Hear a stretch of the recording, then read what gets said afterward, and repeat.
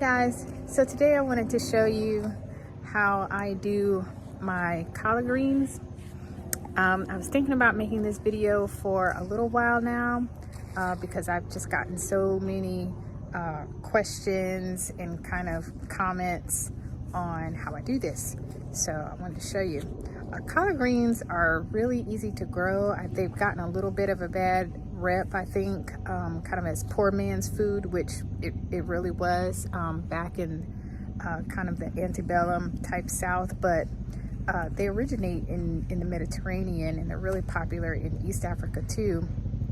They're really good nutrition wise, vitamin K, a lot of vitamins, very little fat, a little bit of protein, similar to like some peas and beans. So I'll show you how I do this. So I grow collard greens in these baskets. I don't know what else really to call them. And the reason that I do this is because collard greens are in the cabbage family. And just like the other cabbages, they are really susceptible to a lot of bugs.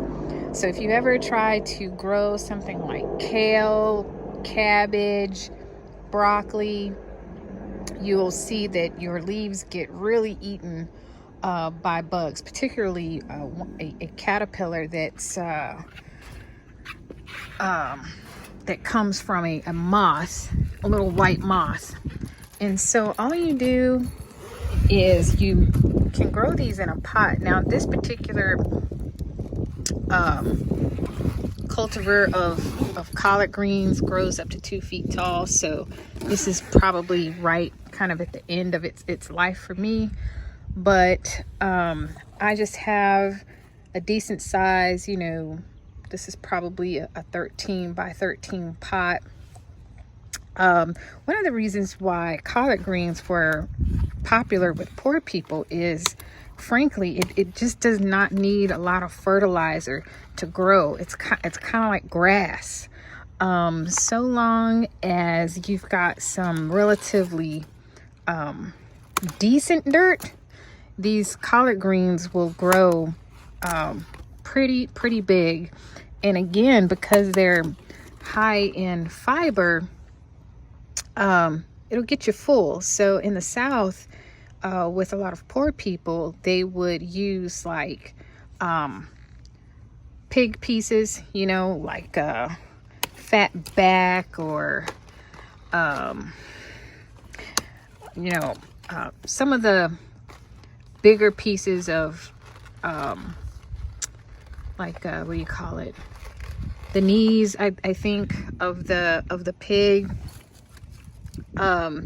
So they'd smoke that whole pig, but some of those pieces that you really couldn't grip to eat, they just put it in a pot, and that would give those collard greens a lot of flavor. So if you take a look at them, they're pretty, very pretty.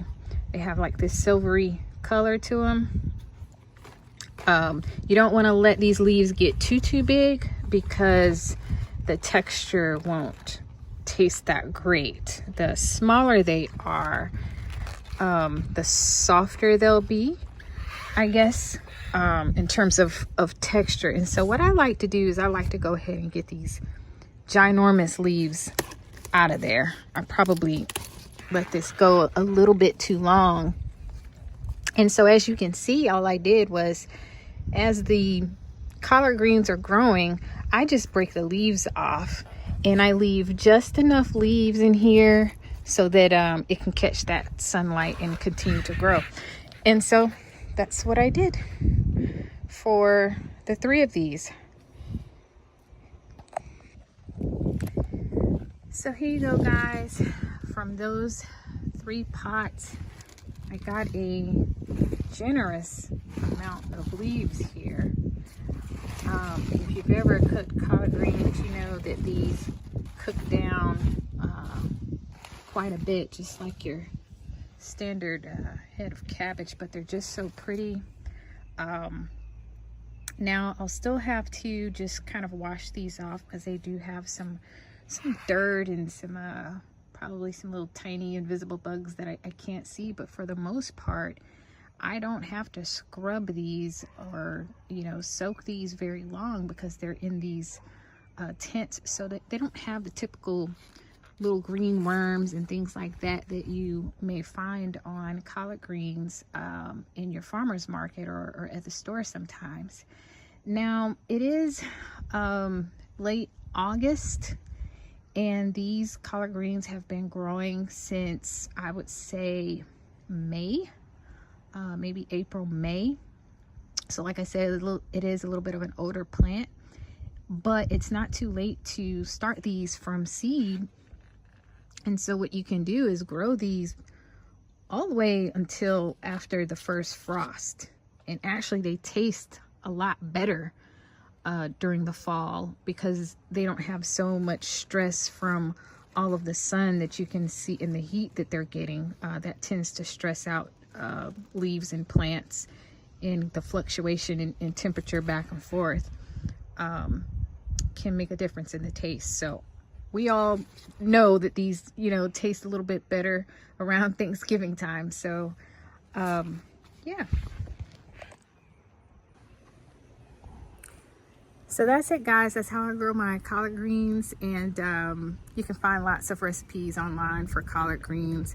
I made a previous video on how to cook them up real quick, so check that out.